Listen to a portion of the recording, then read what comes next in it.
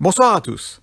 Je m'appelle Quentin Nénon, je vais vous présenter mes travaux de thèse qui portent sur l'étude et la modélisation des ceintures de radiation de Jupiter. Cette thèse a été réalisée sous la direction d'Angelica Sicard au département physique, instrumentation, environnement et espace de l'ONERA à Toulouse grâce à un financement ONERA. Au début des années 60, grâce au satellite américain Explorer 1, lancé autour de la Terre, et au radiotélescope de Frank Drake pointé vers Jupiter, on découvre que l'espace n'est pas vide. Il est rempli de radiations. Ces radiations, ce sont des électrons, des protons et des ions lourds qui ont des vitesses colossales de 10 à 99% la vitesse de la lumière et sont piégés par le champ magnétique planétaire.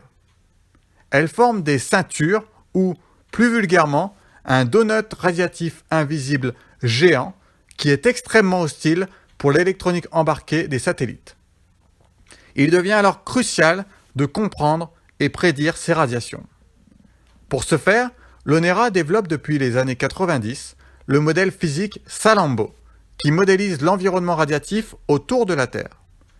Ce modèle a été adapté en 2004 pour modéliser l'environnement extrêmement radiatif de Jupiter.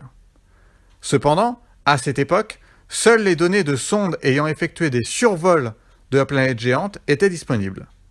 Nous disposons désormais des données de la sonde Galileo qui est restée en orbite 8 ans autour de Jupiter.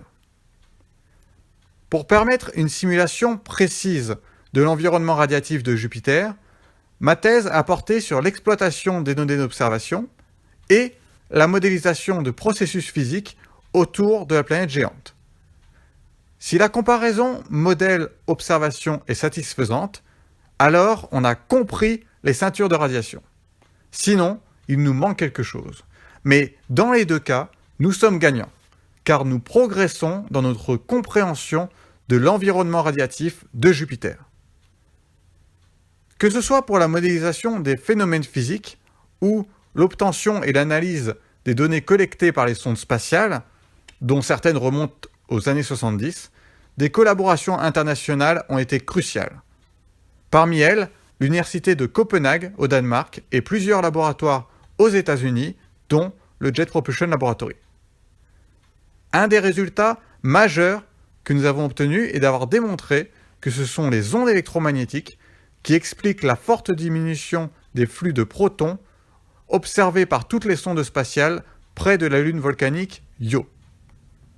Pour conclure, les travaux réalisés durant cette thèse ouvrent la voie à de nombreuses perspectives, que ce soit l'exploitation des données de la sonde Juno, actuellement en orbite autour de Jupiter, ou pour les futures missions Europa Clipper et JUICE.